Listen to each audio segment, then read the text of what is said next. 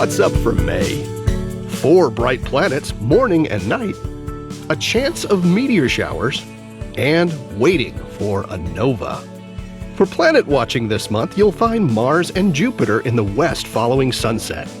Mars sticks around for several hours after it gets dark, but Jupiter is setting by 9:30 or 10 p.m. and getting lower in the sky each day.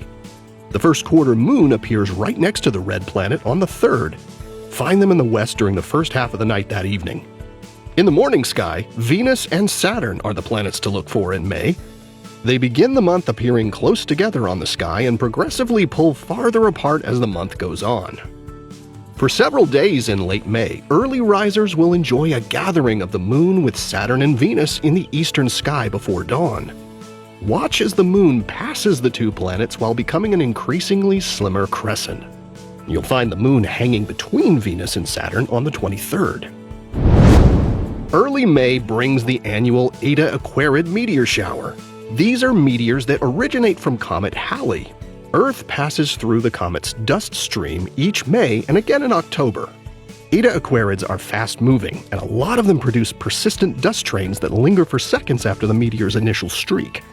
This is one of the best annual showers in the southern hemisphere, but tends to be more subdued north of the equator, where we typically see 10 to 20 meteors per hour. On the peak night this year, the moon sets by around 3 a.m., leaving dark skies until dawn for ideal viewing conditions. While the peak is early on the morning of May 6th, the 2 or 3 nights before that are also decent opportunities to spy a few shooting stars. Astronomers have been waiting expectantly for light from a distant explosion to reach us here on Earth.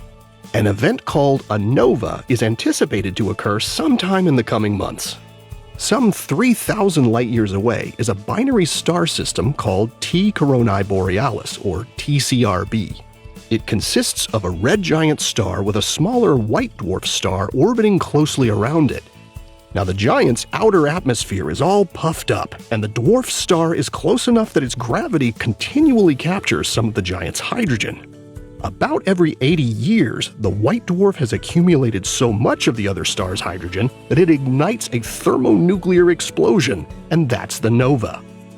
T Coronae Borealis is located in the constellation Corona Borealis, or the Northern Crown, and it's normally far too faint to see with the unaided eye.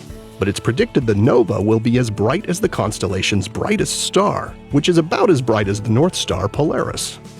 You'll find Corona Borealis right in between the two bright stars Arcturus and Vega. You can use the Big Dipper's handle to point you to the right part of the sky. Try having a look for it on clear, dark nights before the nova, so you'll have a comparison when a new star suddenly becomes visible there. Now, you may have heard about this months ago, as astronomers started keeping watch for the nova midway through 2024, but it hasn't happened yet.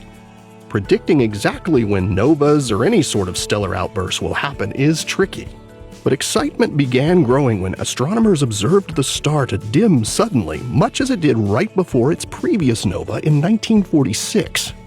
When the nova finally does occur, it won't stay bright for long, likely flaring in peak brightness for only a few days.